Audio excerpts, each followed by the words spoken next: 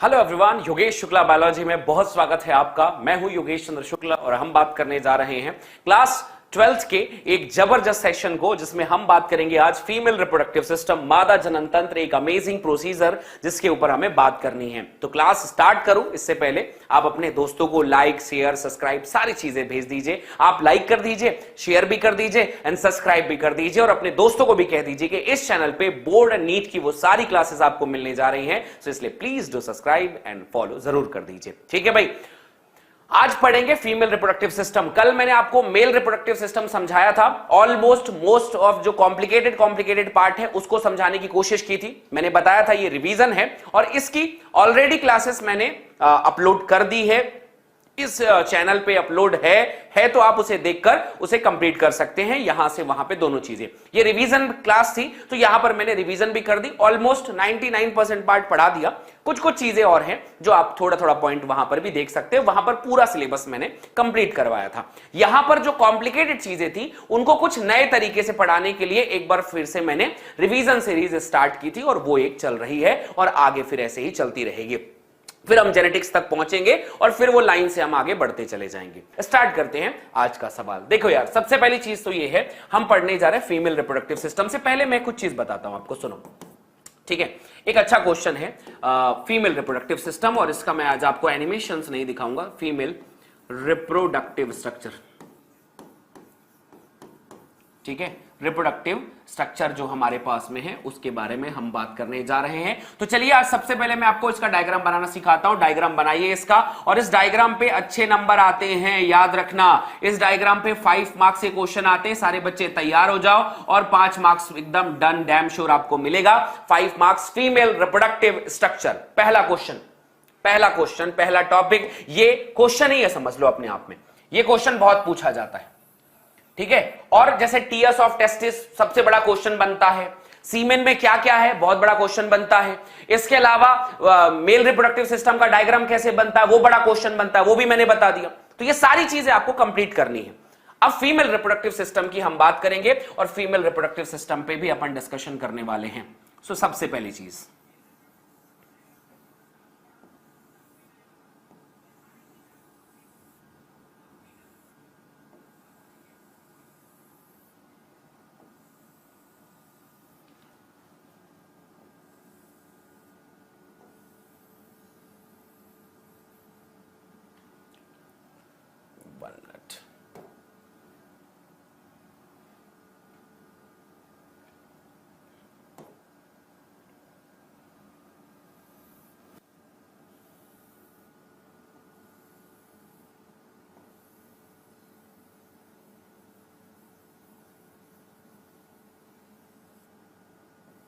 चलिए बनाइए साथ में बनाइए, ठीक है। बनाइए स्ट्रक्चर्स को साथ में, थोड़ा बहुत ऊपर नीचे होगा, कोई दिक्कत की बात नहीं है, ठीक है। आराम से बस बनाते रहिए।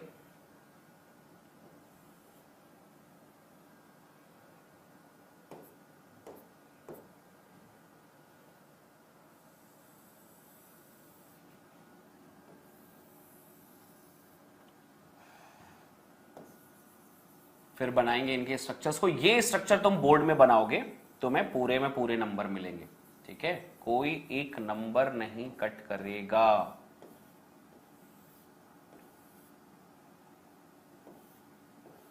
एक भी नंबर तुम्हारे कट नहीं होंगे, ये पक्का बात है, ठीक है। एग्जैक्ट ऐसे ही बनाना, नंबर नहीं कटेंगे तुम्हारे, ठीक है। चलो आते हैं कि करके पढ़ते हैं अब इसके बारे में थोड़ा सा। ये कुछ क्लासेस जो हैं ये आप बोर्ड के हिसाब से भी देख सकते हो, नीट के हिसाब से भी देख सकते हो, सारी चीजें हैं। लेकिन ये डायग्राम जो है ना इस चैप्टर का कुछ ज्यादा ही जरूरी हो जाता है। तो ये सारे जिस भी चीज में आप देखो, डायग्राम हर जगह इंपॉर्टेंट है, चाहे वो नीट की क्लास हो, चाहे वो बोर्ड की क्लास हो, कोई भी क्लासेस हो, डायग्राम मतलब डायग्राम साथ में मुझे बनाइएगा, ठीक है। चलो जनाब, नामकरण करते हैं, एक एक करके सबके बारे में पढ़ते हैं। कौन है यहां पर? ये है भैया अंडाशय। बनाइए नाम, अंडाशय। सबसे पहला स्ट्रक्चर अंडाशय, पेयर्ड ओवरी है, बढ़िया। ये क्या है जनाब? ये है लिगामेंट्स, ये है लिगामेंट्स। और लिगामेंट्स में असल में इसका नाम होता है मीजोवेरियम। आपसे कभी क्वेश्चन पूछा जाएगा यार कि फीमेल रिप्रोडक्टिव स्ट्रक्चर जो है वो कैसे जुड़ा होता है अंडाशय बाकी भाग से, तो मीजोवेरियम से जुड़ा होता है। बहुत अच्छा। ये क्या है जनाब, इसे हिंदी में कहते हैं झालर और इंग्लिश में कहा जाता है इनफंडिबुलम। आप इंग्लिश में भी पढ़ें और हिंदी में भी पढ़ सकते हैं, ठीक है। उसके बाद ये स्ट्रक्चर क्या है जनाब, सॉरी नॉट झालर, is a fimbriae. One minute, एक मिनट, ये है झालर, ये वाला पार्ट ये है इनफंडिबुलम। अरे क्या क्या लिख रहा है, ये स्ट्रक्चर जो है ये है फिम्बरी, ठीक है, फिम्बरी। और फिम्बरी को हम कहते हैं झालर, ठीक है, फिम्बरी को हम कहते हैं झालर। ये हिंदी इंग्लिश का समस्या हो जाता है। अब आ गया भाई यहां पर ये पहला स्ट्रक्चर। दूसरा स्ट्रक्चर, 1 मिनट, ये दूसरा स्ट्रक्चर यहां पर जो आ रहा है ये है आपका कीप। कीप, और कीप को हिंदी में इंग्लिश में कहते हैं इनफंडिबुलम। ठीक हो गया कहानी। अब इसके ऊपर वाला भाग जो है इसे अपन कहते हैं तुम्बिका, और तुम्बिका वाला भाग जो है इसे हम कहते हैं इंग्लिश में एम्पुला। इसके ऊपर क्या है भैया, इसके ऊपर नाम है संकीर्ण पथ। साथ में बनाते चलिए, लेट मत करिएगा, है ना, दिक्कत हो जाएगी। संकीर्ण पथ का मतलब होता है इस्थमस।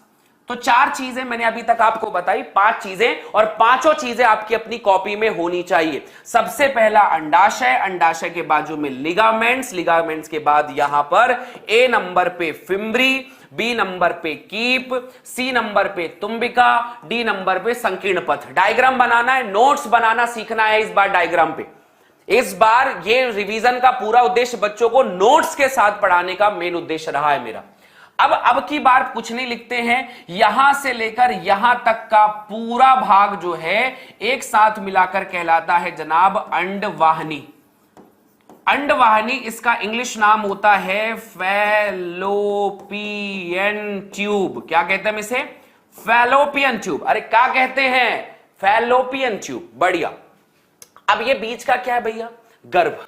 गर्भ है स्ट्रक्चर, गर्भ कहते हैं इसको। गर्भ के भी 3 परतें, 3 परत है।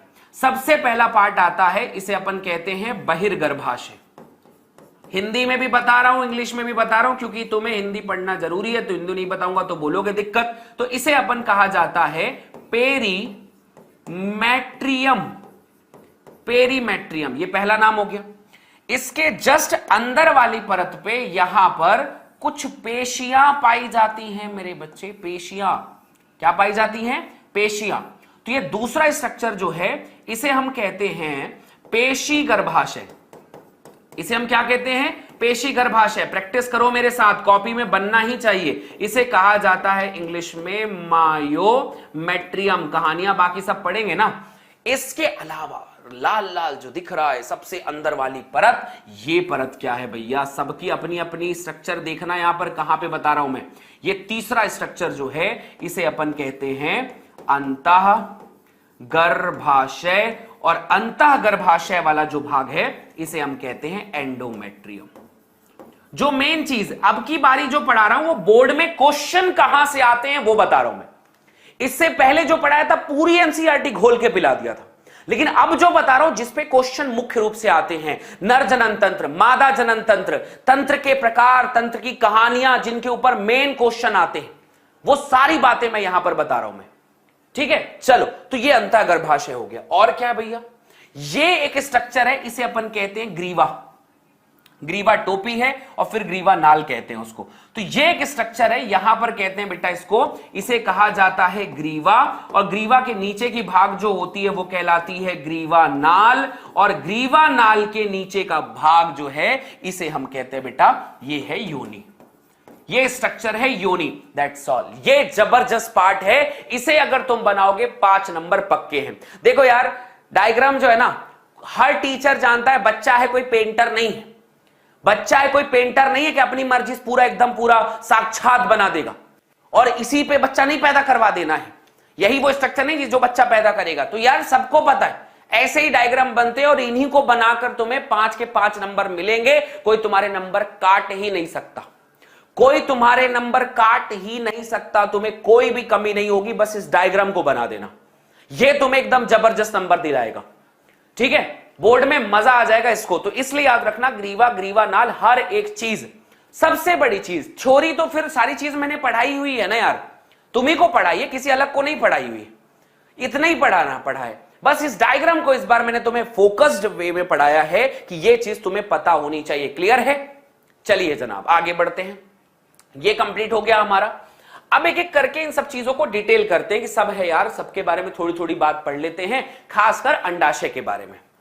आइए जनाब सबसे पहले अंडाशय के बारे में पढ़ते हैं कि अंडाशय में क्या क्या है और अंडाशय की स्थिति महीने भर में क्या क्या रूप बदलती है, कब कौन होता है, फिर कौन होता है, फिर कौन होता है, फिर कौन होता है, फिर कौन होता है, और वो जो बना है वो कैसे बना होता है। ठीक है, चलो आगे बढ़ाते हैं। तो आगे पोर्शन, वो कोई सकलक बुम बुम वाली पेंसिल थोड़ी है, बचपन में एक एडवर्टीजमेंट आता था, जो बना वो बन जाता था। तो यार वो उसमें बनाए होते तो ऐसी गर्भाशय बनता। ठीक है, तो ये बस बन गया है, कोई दिक्कत नहीं। वीडियो पसंद है लाइक शेयर सब्सक्राइब जरूर कर देना। ठीक है, चलो आगे बढ़ते हैं भैया। तो हम अगले स्ट्रक्चर को पढ़ने जा रहे हैं, ये है हमारे पास में अंडाशय। ठीक है, हम पढ़ने जा रहे हैं अंडाशय। अगर आप एक अंडाशय को देखते हैं बेटा, तो सबसे बाहर वाली परत जो होती है ना, उसे अपन कहते हैं, ये जो परत है बेटा, इसका नाम होता है जर्मिनल एपिथेलियल लेयर। ठीक है, जर्मिनल उपकला।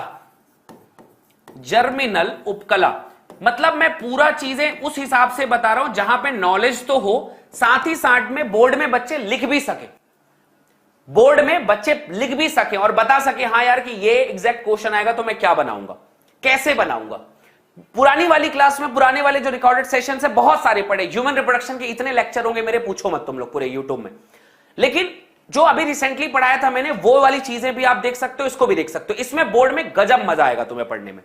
ठीक है, तो जर्मिनल उपकला हो गया, ये तुम्हें 3 नंबर का क्वेश्चन आ सकता है बनाना। उपकला के अंदर की तरफ में अगर जाओगे तो 2 भाग आपको दिखाई देते हैं, 2 भाग दिखाई देते हैं। एक तो ये वाला भाग जो है, ये बाहर की तरफ वाला भाग, इसे हम कहते हैं कॉर्टेक्स। कॉर्टेक्स यानी परिधि वाला भाग है, ये कॉर्टेक्स वाला भाग है।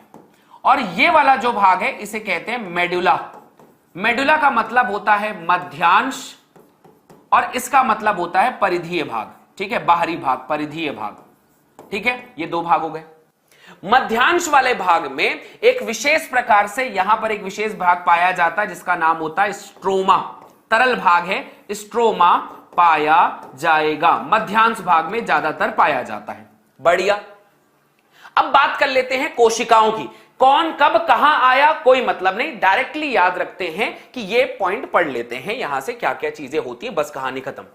जस्ट लाइक कि एक स्ट्रक्चर बना रहा हूं मैं, एक स्ट्रक्चर बना रहा हूं जिसके पास एक कोशिका है और इस कोशिका के ऊपर एक आवरण है। इसका नाम अभी मैं रख दिया, उसके पास क्या क्या है मैं बाद में बताऊंगा। इसका नाम है प्राथमिक पुटक, बस खत्म। प्राथमिक पुटक, प्राथमिक पुटक के जस्ट बाहर की तरफ में, अभी मैं सिर्फ बोर्ड के हिसाब से बता रहा हूं, तो अभी तुम्हें नॉलेज जितना हो वो अच्छी बात है, पर अभी उतना लंबा चौड़ा पढ़ने की जरूरत नहीं है। सिर्फ डायग्राम बनाना सीखो कि हाँ एग्जाम में नंबर आएंगे तो कैसे बनाऊंगा मैं। ये दूसरा वर्ड हो गया जिसे हम कहते हैं द्वितीयक पुटक। उसके पास क्या क्या आया, कैसे आया, वो बाद का विषय है, यहां पर जानना जरूरी नहीं है, वो मेंस्ट्रुअल साइकिल oogenesis में मैं बता दूंगा आपको। फिर आ गई भैया तीसरी परत, ये तीसरी परत यहां पे दिख गई। ठीक है, उसके बाहर एक लेयर अभी भी है। ठीक है, लेयर बनाते चलना, बाद में बताऊंगा कि कितनी लेयर बनाए थे तो कितना नाम पड़ा और उसका नाम क्या क्या रख गया, वो बाद में समझेंगे अपन, बस बनाते चलो। ये डायग्राम तुम्हें एग्जाम में 5 में 5 नंबर दिलाएगा, ये याद रख लेना। तृतीयक पुटक, ये हो गया तृतीयक पुटक, बहुत बढ़िया।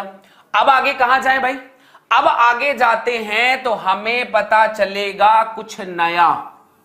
अंदर एक विशेष स्ट्रक्चर आएगा, उसके बाहर की तरफ में यहां पर कुछ संरचनाएं बनेंगी। डायग्राम बनाते समय पूरा फोकस किया करो हमेशा। अभी आम को देखो, गुटली मत गिनना इसकी। ठीक है, जितना चीज बता रहा हूं उसको बना लो और तुम्हारा काम खत्म, ज्यादा इधर उधर का कुछ नहीं। जैसा बन रहा है बस बनाते चलो, किसका क्या नाम है बस उतना गिन लो, ज्यादा कुछ नहीं। उसके जस्ट बाहर एक और लेयर, ये सब मजा आएगा, लेकिन उससे पहले बोर्ड में बस डायग्राम बना, अभी सिर्फ पेंटिंग करो यार, ज्यादा नहीं। इसका नाम होता है ग्राफी पुटक। क्या नाम होता है? ग्राफी पुटक कहते हैं इसको। बहुत बढ़िया। अब क्या हुआ जनाब? ग्राफी पुटक फूट गया, ग्राफी पुटक फूट गया। फूटने के बाद यहां पे एक स्ट्रक्चर निकला, यहां पे एक स्ट्रक्चर निकला। ये जो स्ट्रक्चर निकला है इसे हम कहते हैं द्वितीयक अंडाणु। ठीक है, इसे हम कहते हैं द्वितीयक अंडाणु। ठीक है, इस बारी अभी तक बच्चों के साथ हमेशा ये समस्या होती थी कि सर नोट्स नहीं बना पाते हैं और इसमें लिखें कैसे, इसमें क्वेश्चन कैसा आएगा, इसमें हम पढ़ेंगे कैसे, वो सारी चीजें। तो इस बारी मतलब नीट के लेवल का अलग क्लास मैंने दे ही दिया, और ये जो क्लासेस अभी दे रहा हूं ये प्रॉपर बोर्ड के हिसाब से दे रहा हूं कि क्वेश्चन वाइज लिखेंगे कैसे। जवाब है इसका ऐसे ही लिखेंगे, ऐसे ही लिखेंगे द्वितीयक अंडाणु। फिर द्वितीयक अंडाणु का बाकी पूरा भाग,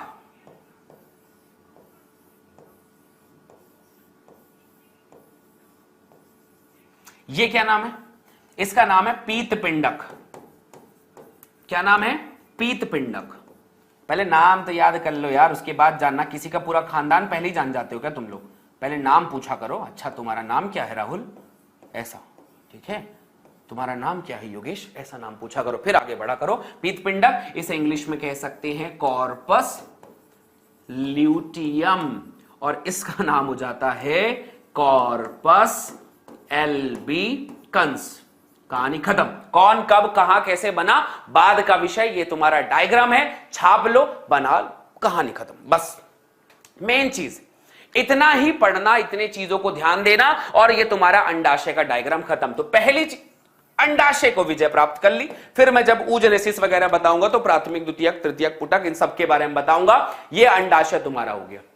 तो 2 डायग्राम, और अभी तक पढ़ाए हुए 3 डायग्राम में यह चीज पूछी ही जाएगी। बोर्ड में लिख के लो। तुम कौनों बोर्ड में हो जी? तुम बिहार में हो, तुम राजस्थान में हो, तुम छत्तीसगढ़ में हो, तुम एमपी में हो, तुम झारखंड में हो, तुम जहां भी हो, हर जगह डायग्राम जरूर पूछा जाता है। ठीक है, ये पूछा ही जाता है, तो तैयार रहना ऐसे ही प्रश्नों को बनाने के लिए। रेडी हो गया? हो गया? क्लियर है? वीडियो लाइक कौन करेगा?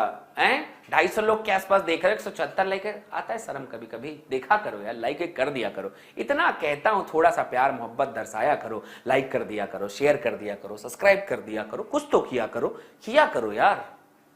हो गया? हाँ, हरिओम। गांव का नाम भी बता दो, झांसी से। हमने बस कहा जिस भी बोर्ड से हो, हर बोर्ड के बच्चों को डायग्राम पूछेगा ही पूछेगा। और क्या ही पूछेगा यार इस चैप्टर में? कुछ नहीं, बस यही पूछता है। तो ये पूछा जाता है। ठीक है, बढ़िया, डन, क्लियर। ये दूसरा डायग्राम भी क्लियर हो गया। अब क्या होता है? तो दोनों डायग्राम क्लियर हो गए। अब थोड़ा सा अंडवाहिनी के ऊपर क्वेश्चंस आएंगे। ठीक है यार, अंडाशय का क्लियर हो गया। अब दूसरा क्वेश्चन आता है अंडवाहिनी पे। अंडवाहिनी, गर्भाशय, ये सब तो कुछ बेसिक पार्ट है।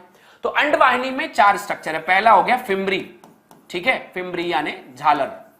अब बताओ इसमें तुम्हारा इसका काम क्या होगा? सोचो, नोट्स लिखो, इसका काम बताओ क्या काम होगा। अंडाशय के ऊपर कोई थ्योरी नहीं लिखेंगे, ये सब होता है और एपिथेलियल है। जो डायग्राम में दिख रहा है बस वही, जो डायग्राम में दिख रहा है बस वही, उसके अलावा कुछ नहीं।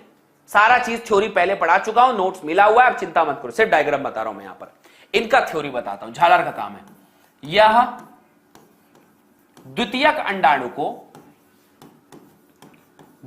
अंडाणु को अंडोत्सर्ग के पश्चात, ये सारे बच्चे जो तुम लोग बैठ के चैटिंग मारते रहते हो ना, तुम लोग लिखा करो यार। अंडाणु को अंडोत्सर्ग से के बाद अंडवाहिनी में प्रवेश करवाता है। अंडवाहिनी में प्रवेश करवाता है। ठीक है, प्रवेश करवाता है। ये पैटर्न यहां पर, ये पहली कहानी हो गई। ये हो गई बात फिम्बरी की। दूसरा बताओ यार। दूसरा नाम है कीप। कीप यानी इनफंडीबुलम। अब कीप इनफंडीबुलम की क्या बात है? यह क्या करता है? यह कीप है, कीप का काम करता है ओवा को आगे लेकर जाता है। आगे मूव करता है, आगे भेजता है। ठीक है भैया, ये आगे चला गया। उसके बाद तीसरी कहानी आ गई। ठीक है यार, भेज दिया। तीसरा कहानी कहां पर पहुंच गया? एम्पुला, तुम्बिका। तुम्बिका में क्या होता है? तुम्बिका असल में जो एम्पुला है, ये क्षेत्र जो है यह निषेचन क्षेत्र है। यह निषेचन क्षेत्र है, यहीं पर निषेचन होता है। क्यों, कहां, कैसे बताया जाएगा? निषेचन होता है। जो जब टॉपिक आएगा उसके बारे में बताया जाएगा। पहले मैं क्या करता था, यहीं पे सारा बता देता था, तो बच्चे कंफ्यूज हो जाते थे। सर नॉलेज तो ठीक है पर लिखेंगे क्या, भूल जाते हैं। तो इसलिए अब जो जब जहां पे जरूरी है बस वहीं पर, पूरा बोर्ड के हिसाब से। तुम्बिका। और चौथा स्ट्रक्चर है बेटा स्थमस। इसे अपन कहते हैं संकीर्ण पथ। क्या कहते हैं हम इसे? संकीर्ण पथ कहते हैं, स्थमस। और ये स्थमस जो होता है संकीर्ण पथ है, ओवा की कहानी है। सवाल ये आता है कि ये ऐसा स्ट्रक्चर था, ऐसा दिख गया, ऐसा स्ट्रक्चर था। अब पॉइंट ये आता है, यहां ओवा चलता कैसे है यार? ओवा चलता कैसे है? तो यहां पर याद रखना, ये है घनाकार उपकला और यहां पर हल्की हल्की सिलिया पाई जाती है। ये बात लिख लो, नीट वाले बच्चों के लिए, बोर्ड वाले बच्चों के लिए, सबके लिए जरूरी है। सिलिया उपस्थित है, ठीक है, और ये सिलिया ही ओवा को आगे लेकर जाता है। सिलिया उपस्थित है, ये सारे लोग ही मदद करते हैं ओवा को आगे ले जाने में। तो ये थोड़ी सी कहानी इनके बारे में बता दी मैंने। ठीक है यार, चलो ये भी क्लियर हो गया। आगे पहुंचते हैं गर्भाशय। गर्भाशय पे ऊपर क्वेश्चन पूछा जा सकता है। क्या क्वेश्चन आएगा गर्भाशय का? गर्भाशय में 3 परत है। तो बहिर है तो यार पेरीमेट्रियम का तो कोई ज्यादा काम है नहीं। पेरीमेट्रियम, परिगर्भाशय, बताओ क्या करता होगा ये? कुछ नहीं, बस सुरक्षा। क्या देता होगा? सुरक्षा। वैसे हमको लगता है कि सुरक्षा छोटा मोटा काम है क्या? नहीं, बहुत बड़ा काम है, सुरक्षा देता है। दूसरा कुछ काम करता होगा, उसका नाम है मायोमेट्रियम। ये क्या करता होगा जी? मायोमेट्रियम। पेशी गर्भाशय, क्या काम है पेशी का? यहां पर पेशी का काम आता है प्रसव के दौरान। यह काम आता है प्रसव, यानी जब बच्चा बाहर निकल रहा होता है, प्रसव के दौरान, है ना। तो जब प्रसव होता है, बच्चा बाहर निकलता है, प्रसव के दौरान, संकुचन शिथिलन के दौरान, संकुचन एवं शिथिलन में, ठीक है। तो बच्चा बाहर जब निकल, शिथिलन, बच्चा जब बाहर निकल रहा होता है तब जरूरी पड़ता है पेशी गर्भाशय का। अरे किसका? पेशी गर्भाशय का। तीसरा अंतः गर्भाशय। अब बताओ यार अंतः गर्भाशय क्या काम करेगा? तो अंतः गर्भाशय काम करता है एंडोमेट्रियम। अब ये क्या काम करेगा? एंडोमेट्रियम का जो काम है, यह हर महीने मासिक चक्र चलाता है, मासिक चक्र प्रवाह करता है। मासिक चक्र प्रवाह करता है कहने का मतलब ये हर महीने बनता है, हर महीने टूटता है, और इसके बनने और टूटने की प्रवृत्ति बहुत जबरदस्त है। ये हर महीने बनता है, हर महीने टूटता है, और हर महीने बनने के बाद टूटने की प्रवृत्ति अंतःगर्भाशय की होती है।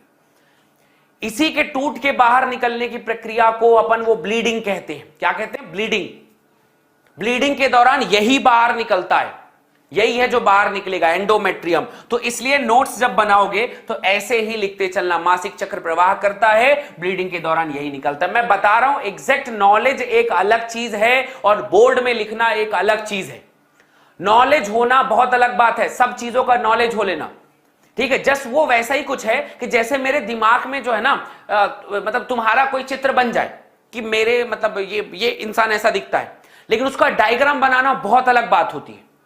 उसका चित्र बनाने बोलूंगा तो सब नहीं बना पाएंगे, सब नहीं बना पाएंगे। वैसा ही है कि तुम्हें बुक का नॉलेज हो गया, ये एक अलग चीज है, वो नीट के लिए चल जाता है, उसके लिए कोई दिक्कत नहीं कि तुम कैसे लिखते हो, लेकिन बोर्ड में लिखना, उसका पैटर्न बनाना, ये बहुत बड़ा महत्व होता है। और हम कई बार ये जरूर पढ़ लेते हैं कि हां सर ये नॉलेज हो गया, लेकिन हम उसका लिख पाए, बोर्ड में कैसे लिखा जाएगा अगर ये पूछेगा तो। अगर आएगा अंडाशय का डायग्राम बनाओ तो मैं क्या बनाऊंगा? क्या एनसीईआरटी का जो डायग्राम मैंने देख लिया जरूरी है मैं वैसा बना लूंगा? नहीं बना पाऊंगा। तो इसलिए कॉन्फिडेंस देने के लिए मैंने तुम्हारे लिए स्टार्ट किया कि यार चलो मैं बच्चों के लिए ना बोर्ड स्पेशल अब नोट्स बनवा के दूंगा। पहला चैप्टर का दिया, दूसरे चैप्टर का दिया, तीसरे चैप्टर का दूंगा, सबका दूंगा मैं यहां पर। तो आपको चिंता करने की जरूरत नहीं, बस मेरे साथ अभी आप लोग चीजों को कंप्लीट बनाइए, चीजों को कंप्लीट करिए। चीजों जितना बेहतर तरीके से आप लिखोगे, ये प्रैक्टिस है, ये प्रैक्टिस है, ये पूरा एक मतलब एक तरीका है जो बच्चों को अभी से अगर मैं प्रैक्टिस करा दूंगा तो साल भर तुम इसको फॉलो ही करते रहोगे और साल भर तुम्हें ये चीज मिलती रहेगी और साल भर तुम इस पे अच्छे से काम कर सकोगे। और अभी नहीं तो फिर कभी नहीं, अभी नहीं तो फिर कभी नहीं। उसके बाद आता है यार ठीक है, ये चीज स्ट्रक्चर हो गया। इसमें बाह्य जननांग पे मेरे को नहीं लगता कोई खास क्वेश्चन आता है, तो बाह्य जननांग पे मैं अभी नहीं बता रहा हूं। बाह्य जननांग आप एक बार देख लेना, वहां पर वो एक बेसिक कॉन्सेप्ट है, वो डायग्राम वहां पर बना हुआ है, वीडियोस हैं, सब पढ़ो। ऐसा नहीं यार देखो, ये मत करना कि मैं यहीं पर सब कुछ दे दूं तुम्हें, मैं बता चुका हूं, डिटेल लेक्चर वहां पर है। यहां पर मैं तुम्हें बोर्ड के लिए नोट्स बनवा रहा हूं, जरूरी कॉन्सेप्ट है। बाह्य जननांग उतना जरूरी पार्ट यहां पर तो नहीं है, जो पूछा जाएगा वो नहीं। ठीक है भाई, यहां पर एक चीज आती है, फीमेल के पास एक ग्रंथि होती है, फीमेल ग्लैंड एक होती है और उस ग्लैंड का नाम है बेटा बर्थोलिन। क्या नाम है? Bartholin gland, Bartholin gland. इसके ऊपर कभी कभी क्वेश्चन आता है, पेयर्ड होती है, पेयर्ड जोड़ीदार जोड़ी होती है इसमें। और यह बात बताना, यह स्नेहक मुक्त करती है, स्नेहक मुक्त करती है। ठीक है, स्नेहक मुक्त करती है कहने का मतलब यह है यह स्नेहक रिलीज करके जो स्ट्रक्चर है उसको बनाती है, ये यहां पर काम करता है। स्नेहक मुक्त करती है फॉर क्वाइटस, मैथुन के दौरान, जब सेक्सुअल एक्साइटमेंट होता है ना तो मैथुन के दौरान मुक्त करती है। ये बात हो गई, ये कहानी खत्म। फीमेल में एक और पार्ट है जिसका डायग्राम पूछा जा सकता है, स्तन ग्रंथि का अनुप्रस्थ काट, स्तन ग्रंथि का अनुप्रस्थ काट। ये भी आपको डायग्राम बनाना पड़ेगा। ये मैं हमेशा मॉडलर डायग्राम बच्चों का बनाता हूं मैं, मतलब बच्चे हमेशा जब भी बोलते हैं कि यार बना दो करके, तो मैं मॉडलर बनवा देता हूं। लेकिन इस बार थोड़ा सा अलग सा डायग्राम बनाएंगे और मिलकर दो डायग्राम बनाएंगे यहां पर, और उन दो डायग्राम्स को कवर करेंगे कि यार ये क्या है, कैसा काम करेगा, वगैरह वगैरह वगैरह सारी चीज हम इसमें देख लेंगे कि ठीक है भाई ये काम का है, पहले ये काम का था, फिर ये काम का है, ऐसा ऐसा करके अपन इसको एक एक करके डिस्कशन कर लेंगे। तो आपको बिल्कुल दिक्कत नहीं आएगी, सिंपल वे में भी आप बना सकते हो इसको। ठीक है, चलिए स्टार्ट करते हैं फिर। इसमें सबसे पहला कॉन्सेप्ट ये आता है, बड़ा डायग्राम पहले बनाते हैं, नहीं पहले सिंपल वाला बना देते हैं कि यार स्तन ग्रंथि में एक सिंपल डायग्राम पहले।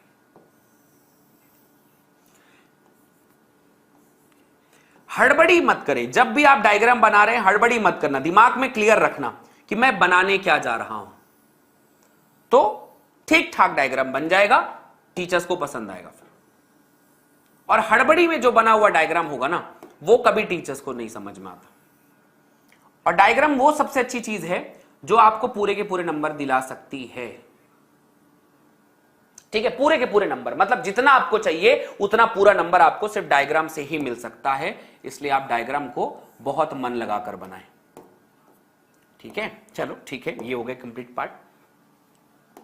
इसके अपर पोर्शन पे यहां से ये पोर्शन जो है, ये एक विशेष प्रकार का रंग, यहां पर गाढ़ा रंग होगा और उसके ऊपर एक पोर्शन होगा, इट्स कॉल्ड निप्पल्स, इसे अपन निप्पल्स कहते हैं। ठीक है, ये पोर्शन हमारे पास रहेगी और इसके आसपास वाला भाग एरोला कहलाता है। ठीक है, ठीक है, ये सबको हटा देते हैं 2 मिनट के लिए। अब यहां पर मुख्य रूप से कुछ चीजें जो अलग डायग्राम पे अपन को जाननी है।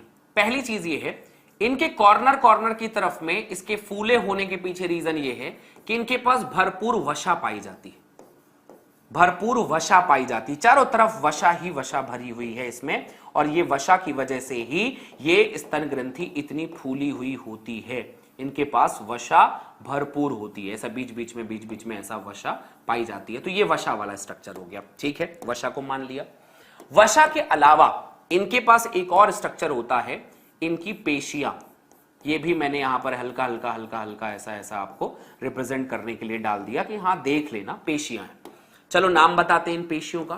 पेशियों का नाम होता है पेक्टोरियलिस मेजर, पेक्टोरलिस मेजर पेशी का नाम है। आपसे पूछा जाएगा स्तन ग्रंथि, यार देखो स्तन इतना बड़ा स्ट्रक्चर है, शरीर से बाहर लटका हुआ है, वो कैसे स्ट्रक्चर अपने आप को मेंटेन करेगा? तो सबसे पहली बात जो होता है, पेक्टोरलिस मेजर पेशी जो है वो एक स्ट्रक्चर है। सबसे पहली बात, ये जो भाग है इसे अपन कहते हैं भाई वसा गुहिका, वसा का संग्रहण, वसा संग्रह जो है, वसा यहां पर स्टोर रहेगा जिसकी वजह से ये फूला स्ट्रक्चर रहेगा। अब इसमें काम की बात करते हैं। काम की बात यह है कि एक मान लो इधर से एक पेशी आ रही है, ठीक है, एक पेशी इधर से आ रही है और एक भाग इधर से आ रहा है। ये तीनों भाग ऐसे ऊपर से ऐसे आके मिल के, ठीक है, ये लोग मिल रहे हैं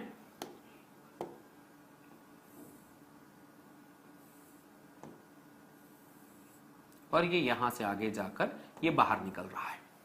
सबसे पहला स्ट्रक्चर जो बाहर से आ रहा है इसको कहते हैं बेटा निप्पल्स। डायग्राम बना, निप्पल्स। ये वाला भाग जो है इसे कहा जाता है एरोला। आप हिंदी और इंग्लिश ऐसा ही पढ़ना। ये एरोला है, ये निप्पल है, ठीक है। निप्पल को चुचक भी कहते हैं लेकिन वो जरूरत नहीं है उसको ऐसा पढ़ने की, ऐसा ही पढ़ लेना इसको, ठीक है, ज्यादा हिंदी। ये जो भाग है इसे अपन कहते हैं बेटा दुग्ध वाहिनी।